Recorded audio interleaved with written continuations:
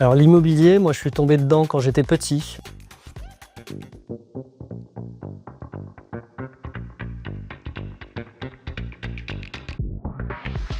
Bonjour, Benjamin Ulrich, donc je suis président fondateur d'Inten Technologies. Écoutez, moi j'ai le plaisir de travailler dans le secteur de l'immobilier depuis maintenant plus de 25 années.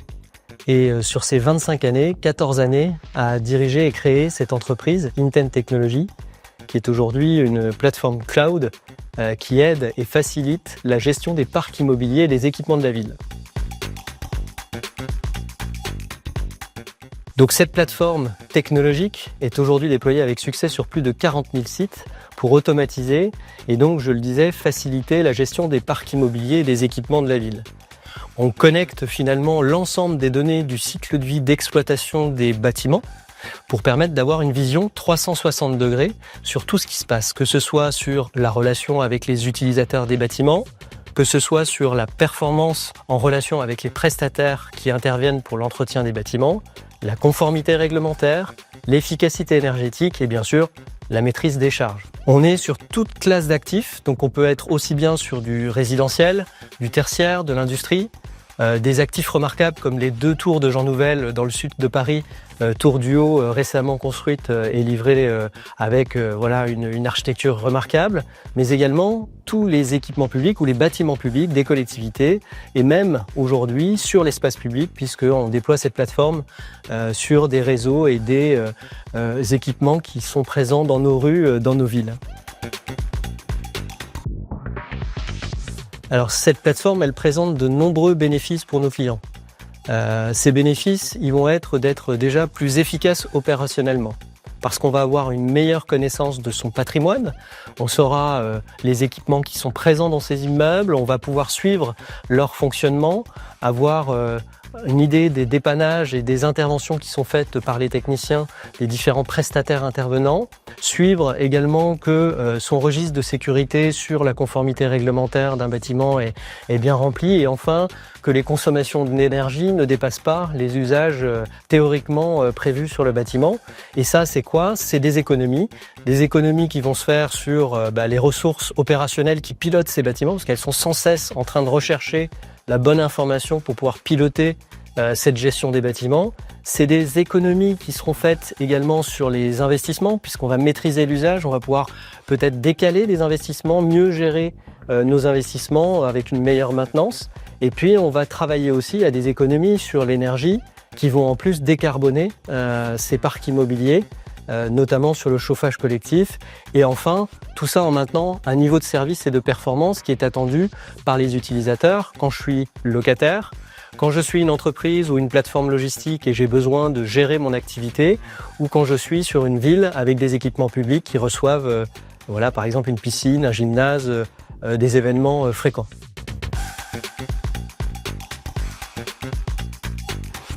Alors l'immobilier, moi je suis tombé dedans quand j'étais petit. Ça reste pour moi un métier passion. J'ai la chance voilà, d'y être rentré très tôt. J'ai eu la chance de partager voilà, au sein de différentes organisations des aventures qui m'ont permis de découvrir la richesse de toute la chaîne de valeur de ce marché. Et ce qui fait la force de ce marché, c'est notamment la diversité des métiers. Avec finalement un bâtiment, c'est quoi? On va le construire, on va le rénover, mais on va aussi l'exploiter, l'utiliser, et puis on va le déconstruire. Et en fait, tout ça fait qu'aujourd'hui, on a une richesse qui en plus touche à notre quotidien. On passe 80% de notre temps dans les bâtiments, donc on est évidemment touché particulièrement, ça nous parle quand on vit aujourd'hui dans une ville ou quand on vit dans son quotidien ou on travaille quelque part dans un bâtiment.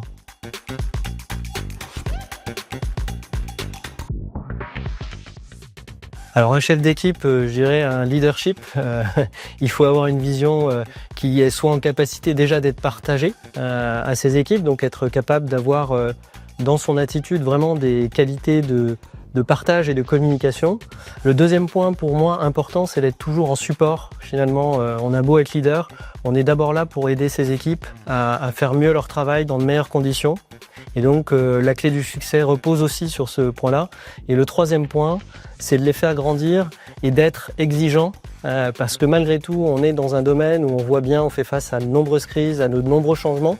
Donc il faut être capable d'être exigeant tout en étant bienveillant pour pouvoir atteindre les objectifs.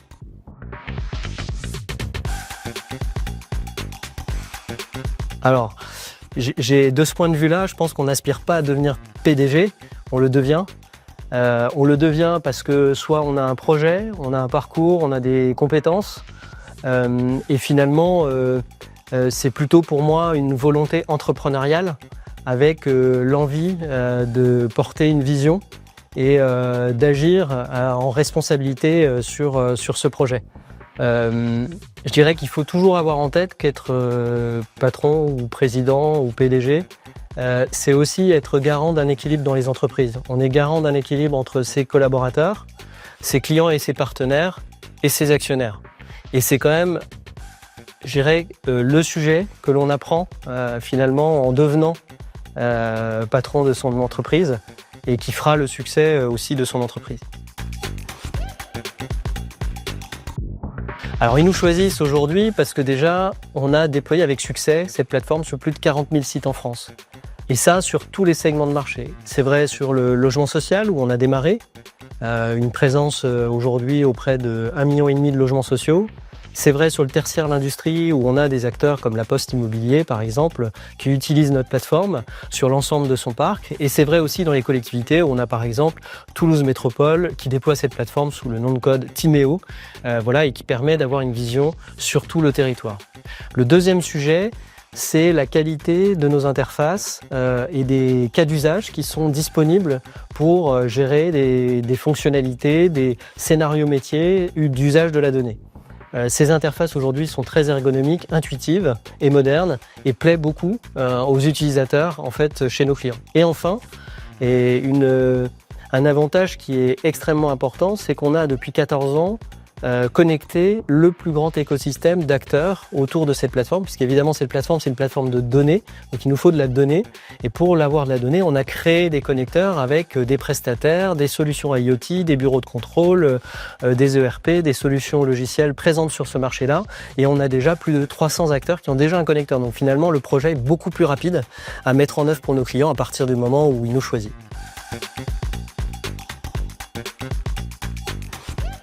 Alors notre approche, elle est maintenant dans notre mission, puisque depuis l'année dernière, on a fait rentrer à notre capital un nouveau fonds d'investissement actionnaire qui s'appelle Transition Juste de Amundi.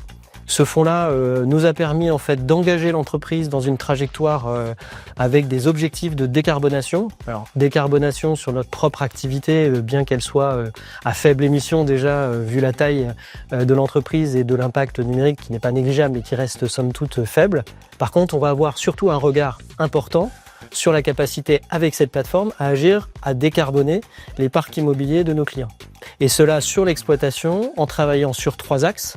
Le premier, c'est l'efficacité énergétique et notamment le chauffage collectif pour faire baisser ses consommations par des meilleurs réglages opérés sur ces chaufferies en baissant les températures lorsque la température n'est pas nécessaire, en faisant de meilleurs réglages sur des fuites potentielles d'eau ou d'énergie constatées.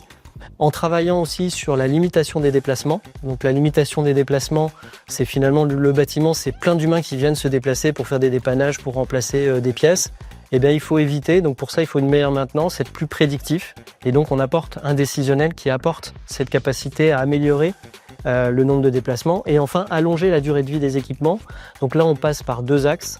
C'est finalement une meilleure maintenance des équipements. Donc on va prolonger cette durée de vie en contrôlant la meilleure maintenance qui est faite par les prestataires et par ailleurs en participant aussi aux nouvelles démarches qui sont de seconde vie pour une partie d'entre eux et pour lequel on peut aller favoriser l'émergence de cette économie de la seconde vie dans le bâtiment pour la partie encore une fois exploitation.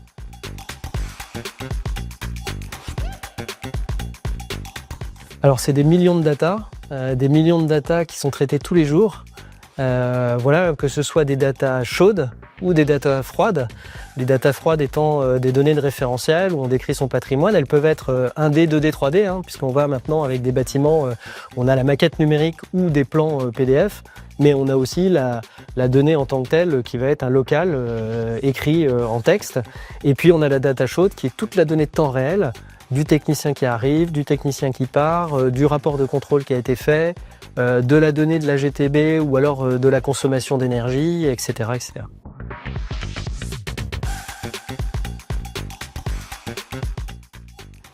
Ah, c'est un défi pour nous tous les jours de réunir ces talents-là. Et on a un premier critère qui est pour nous une chance, c'est qu'on touche à un secteur à impact important.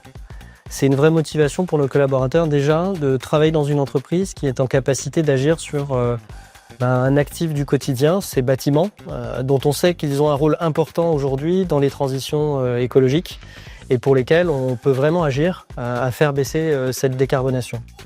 Par ailleurs, il y a un impact social aussi, puisqu'on est présent dans le domaine du logement social, et de travailler aussi à continuer à offrir un logement performant et à coût réduit pour une grande partie de notre population en France. Ça, je rappelle, c'est 10 millions de Français logés aujourd'hui dans le logement social, mais aussi toucher la ville, qui elle, dans notre quotidien, est un environnement dans lequel on doit progresser pour aussi améliorer ces impacts, notamment de carbonation. Le deuxième sujet qui est important pour eux, c'est finalement la manière dont on travaille. C'est qu'on n'est pas une organisation ni libérée ni pyramidale, mais c'est d'être capable de participer à la stratégie d'une entreprise qui plus est technologique. Et donc ça, c'est un attrait aujourd'hui qui est aussi motivant, avec une finalité dont on espère qu'on sera un champion mondial demain.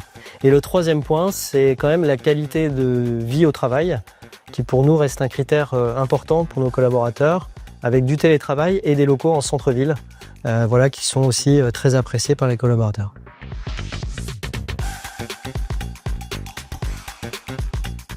Oui, alors on a entrepris en 2024 de lancer une nouvelle version de l'application.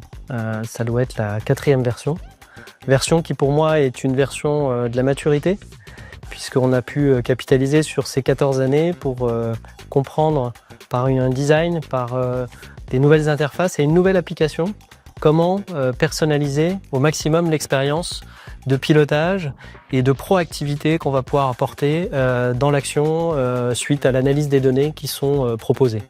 On va bien sûr renforcer ça et muscler ça par les technologies. Donc dans les technologies, on est déjà aujourd'hui sur l'automatisation, mais il y en aura de plus en plus pour automatiser une demande d'intervention, la transmission d'une réserve, détecter des anomalies au travers des consommations d'eau, etc.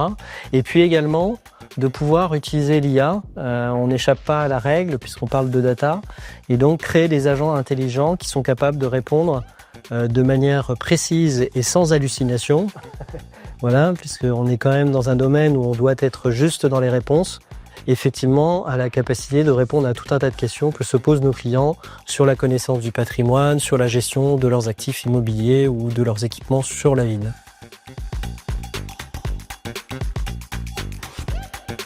Oui, alors là, ça va dévoiler une partie de ma personnalité, mais vers l'infini et l'au-delà. Voilà, je pense que ça résume, je le dis souvent à mes équipes, je le fais également dans ma vie personnelle, mais pour moi, tant qu'on est passionné, rien ne nous arrête et il faut aller de l'avant. On est face à de nombreuses mauvaises nouvelles, difficultés tous les jours qui nous sont rassénées dans les médias, donc il faut continuer à se battre et à avancer.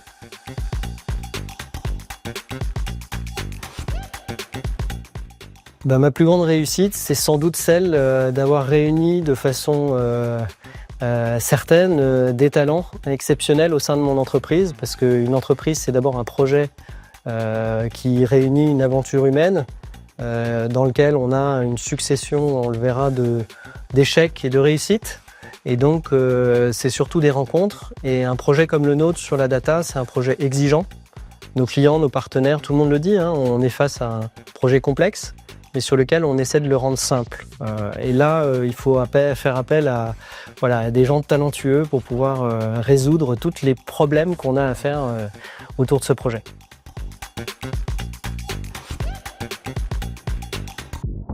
Plus gros échec, alors je le disais, on ne serait pas là si on n'avait pas eu déjà beaucoup d'échecs. Il faut d'abord échouer pour réussir. Et donc on a, je pense, dans ce projet, eu la chance et en même temps la malchance de partir très tôt. On a lancé le projet en 2011, c'était 3 ans après l'iPhone. On a eu la chance de faire plein de choses et de tester plein de choses, mais finalement on était un peu en avance par rapport au marché. Et maintenant on a la chance d'être leader sur déjà certains segments parce que justement on est parti très tôt. Donc au final, j'espère que ça nous sera bénéfique encore dans les années futures.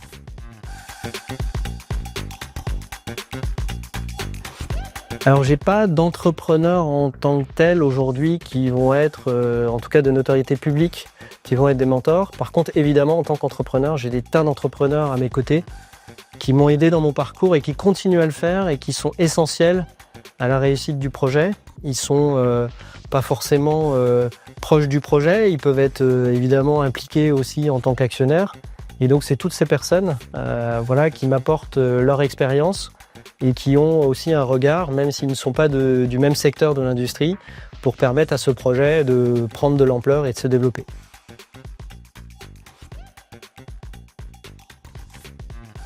Question philosophique, donc réussir, c'est évidemment pour moi plus un sujet du quotidien, puisqu'on va avoir tous les jours des réussites, et ces réussites, elles se succèdent après des échecs, mais elles viennent constituer un carburant formidable pour pouvoir se lever le matin et entreprendre des projets ambitieux et savoir fédérer des équipes, puisqu'on a besoin de succès, on a besoin de victoire, sinon on se décourage.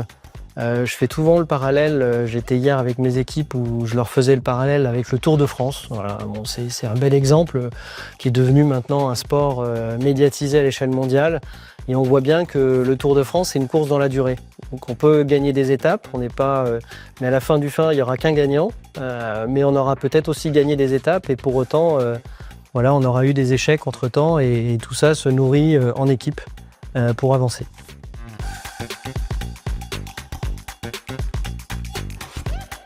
Oui, alors c'est un livre qu'on donne à tous nos collaborateurs à lire quand ils viennent rejoindre notre entreprise. C'est Les Pingouins sur la banquise de Monsieur Cutter. Donc si vous ne le connaissez pas, c'est un livre qui parle de la conduite du changement. Donc il y en avait des exemplaires assez volumineux. Ils en ont fait une fable qui est facile à partager et qui permet d'expliquer comment des pingouins sur une banquise qui fond vont devoir apprendre à vivre différemment et donc à se nourrir différemment. Et donc au travers de cette urgence climatique, ils vont entreprendre d'amener tout le collectif de pingouins à prendre un mode de vie migratoire, ce qu'ils n'étaient pas habitués à faire. Et donc on va connaître tous les épisodes de la conduite du changement. Et je pense que c'est un livre très d'actualité aujourd'hui, puisque dans le monde dans lequel on vit, dans les projets dans lesquels on déploie finalement de la data ou on décloisonne des métiers, et bien cette conduite du changement, elle doit s'opérer de plus en plus vite. Il faut être en capacité de changer et ce livre, moi, me sert tous les jours. Basket. Moi, j'aime beaucoup courir. Je pense que c'est important pour être en forme, dans un travail intense et être disponible pour les autres. Mac. Chez Intent, on travaille tous sur un Mac depuis l'origine. Et on ne quittera pas l'expérience que nous pouvons avoir avec ces outils. Bonne question, je pense un peu les deux, parce que malheureusement, ça va dépendre des périodes. Il y a des périodes, il faut plutôt être petit-déj, voire avant le petit-déj. Et puis, il faut savoir aussi prendre le temps, et de profiter des moments, des victoires, des réussites, et puis des rencontres que l'on peut faire, et ça se fait en after work. Alors, déjeuner d'affaires, c'est indispensable. On est dans le secteur du bâtiment. Les gens ne sont plus disponibles. Et donc, il faut absolument se voir dans tous les créneaux. Et c'est vraiment le temps. On m'avait dit un jour, en tant qu'entrepreneur, tu verras, le temps est une des clés du succès. La gestion du temps est une des clés du succès. Et je pense que ça n'a jamais été aussi vrai qu'aujourd'hui. Donc, les dîners d'affaires font partie aussi de mon quotidien. Les deux. On ne peut pas aujourd'hui être exigeant sans bienveillance. Je pense qu'on aurait des équipes qui seraient pas du tout en capacité de se réussir.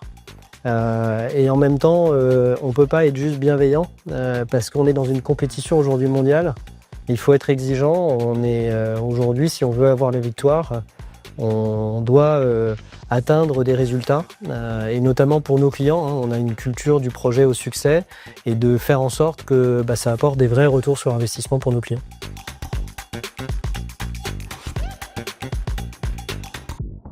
Dans l'histoire d'Intent, on a commencé par la neige. Donc on a un événement qu'on appelle les Buildings. Alors pour la petite histoire, notre logo, qui est un bâtiment, en fait, représente une statue à Bruxelles qui s'appelle la Ville en marche. Cette statue, elle nous a inspirés parce que j'étais avec un graphiste qui nous disait « Bon alors le logo, vous voulez faire quoi ?» Moi je dis « Je veux un truc qui fait l'humain, le bâtiment, la technologie ». On sort de ce restaurant à Bruxelles et on voit un grand bonhomme avec des fenêtres sur le ventre en bronze. Et on a dit « C'est ça que je veux ». Il nous a fait ce petit personnage. On l'a appelé Builder parce qu'un des associés historiques d'Intent nous a dit ça veut dire building en créole haïtien. Tout ça est vrai, hein. Et donc on a créé du team building qui s'appelle Building pour dire finalement ce qui est important aussi dans les collaborateurs en entreprise, c'est de vivre des moments où on se crée des souvenirs. Et créer des souvenirs, c'est pas que travailler, c'est aussi des souvenirs dans lesquels on vient se dépasser, on vient apprendre des nouvelles choses, vivre des nouvelles expériences. Et c'est important pour qu'ils soient aussi, eux, engagés dans le projet.